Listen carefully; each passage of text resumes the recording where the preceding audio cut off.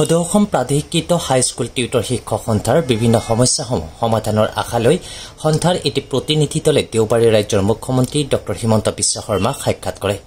সন্থাৰ হৈ সভাপতি অতুল চন্দ্ৰ ডেকা, মুখ্য সম্পাদক কুলদীপ দাস আৰু সাধাৰণ সম্পাদক ৰফিকুল ইছলামে মুখ্যমন্ত্ৰীক সাক্ষাৎ কৰি মুখ্যমন্ত্ৰীগৰাকীক এখন শৰাই আৰু ফুলাম গামোচাৰে সম্বৰ্ধনা জনোৱাৰ লগতে সন্থাৰ বিভিন্ন সমস্যাৰ কথাখিনি দাঙি ধৰে। ইয়াৰে বিশেষকৈ দৰমহা বঢ়াই দিয়াৰ ক্ষেত্ৰত মুখ্যমন্ত্ৰীগৰাকীয়ে অধিক গুৰুত্ব দিয়া বুলি সন্থাৰ সাধাৰণ সম্পাদক ৰফিকুল ইছলামে সংবাদ মাধ্যমক জানিবলৈ দিয়ে।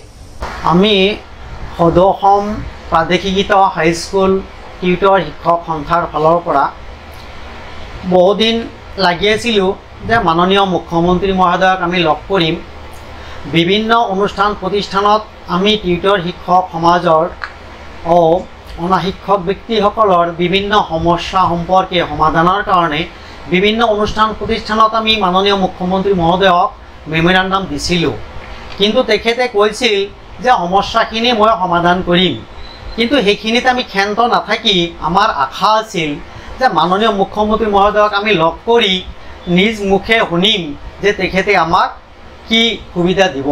সেইকাৰণে আমি তেখেতৰ কাৰ্যালয়ত দৰখাস্ত কৰিছিলোঁ। সেই মৰ্মে তেখেতৰ কাৰ্যালয়ৰ পৰা আমাক যোৱাকালি মাতিছিল। আমি 3জন মানুহ গৈছিলোঁ। আমাৰ সন্থাৰ মাননীয় সভাপতি অতুল চন্দ্ৰ ডেকা, মই সাধাৰণ সম্পাদক ৰফিকুল ইছলাম আৰু মুখ্য সম্পাদক কুলদীপ দাস, এই 3জন ব্যক্তিয়ে আমি তেখেতৰ লগত বাৰ্তালাপ কৰিবৰ কাৰণে সক্ষম হৈছিলোঁ। ইমান ব্যস্ততাৰ মাজত তেখেতে আমাক সাক্ষাৎ দিছিল আৰু আমাৰ কথাখিনি মাননীয় মুখ্যমন্ত্ৰী মহোদয়ে ভালকৈ শুনিছিল। তেখেতে কৈছিল যে আপোনালোকৰ প্ৰফেশ্যনেল কোৱালিফিকেশ্যন এইখিনি আপোনালোকৰ লাগিব। তেতিয়া আমি ছাৰক কৈছিলোঁ যে দৰমহা বঢ়াৰ ক্ষেত্ৰত আমাক অলপ সুবিধা দিলে আমি অলপ শান্তি পাম ছাৰ। আৰু সেইটো যদি আপুনি নিযুক্তি দিয়া 1/1/2021 চনৰ পৰাৰ যদি এফেক্ট ডেটটো হয়, তেনেহ'লে অৱসৰ হোৱা বহুতো ব্যক্তিয়ে, এক্সপায়াৰ হোৱা বহুতো ব্যক্তিয়ে আৰু অৱসৰ ল'ব অৱস্থা হৈছে মানুহসকলে অলপ সকাহ পাব। গতিকে বেলেগ শিক্ষকৰ নিচিনাই আমাৰ সমপৰ্যায়ৰ দৰমহাটো দিলে ভাল হ'ব ছাৰ। তেখেতে কৈছে যে নহয়, আমি এফেক্ট ডেটৰ পৰা দিব নোৱাৰিম, আমি দৰমহাটো আপোনালোকক বনাই দিম। তেতিয়া আমি অলপ সকাহ পাইছোঁ যে মাননীয় মুখ্যমন্ত্ৰী মহোদয়ে নিশ্চয় আমাক দৰমহা বঢ়াই দিব।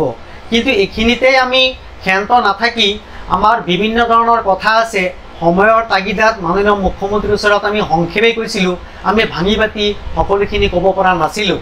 ইয়াৰ পিছত আমি মাননীয় মুখ্যমন্ত্ৰী মহোদয়ক লগ কৰি আমাৰ BEdৰ যিটো অসুবিধা, 50%ৰ যিটো অসুবিধা, আৰু আমাৰ অৱসৰপ্ৰাপ্ত যিসকল ব্যক্তি আৰু এক্সপায়াৰ হৈছে যিসকল ব্যক্তি, তেখেতসকলৰ কাৰণে 10 লাখ টকাৰ যিটো গ্ৰেচুইটিৰ কথা আছিল আমাৰ মাননীয় মুখ্যমন্ত্ৰী মহোদয়ে, সেইখিনি যাতে আমি পাব পাৰোঁ, সেইখিনি প্ৰদানৰ কাৰণে আমি মাননীয় মুখ্যমন্ত্ৰী মহোদয়ক আৰু লগ কৰিম, এইখিনি আমাৰ আশা আছে। গতিকে আপাতত আমি মাননীয় মুখ্যমন্ত্ৰী মহোদয়ক ধন্যবাদ জনাইছোঁ যে আমাক দৰমহা বঢ়াই দিব বুলি তেখেতে আমাক কৈছে। গতিকে আমি ইয়াৰ পিছত আমাৰ মাননীয় মুখ্যমন্ত্ৰী মহোদয়ক লগ কৰিম বুলি আমাৰ আশা আছে। মাননীয় মুখ্যমন্ত্ৰী মহোদয়ে আমাৰ কথাখিনি কিমান দূৰ মানে গ্ৰহণযোগ্য কৰিব, কোনটো তাৰিখৰ পৰা আমাৰ এফেক্ট ডেটটো ধৰিব, সেইখিনিলৈ আমি মাননীয় মুখ্যমন্ত্ৰী মহোদয়ৰ ওচৰত অলপ মানে অপেক্ষা কৰিব লাগিব। যদি মাননীয় মুখ্যমন্ত্ৰী মহোদয়ে বৰ্তমানৰ পৰাই আমাক দিয়ে কোনো আপত্তি নাই, কিন্তু সমাহাৰত দৰমহা দিলেহে আমি অলপ শান্তি পাম। এইখিনি আমাৰ কাম।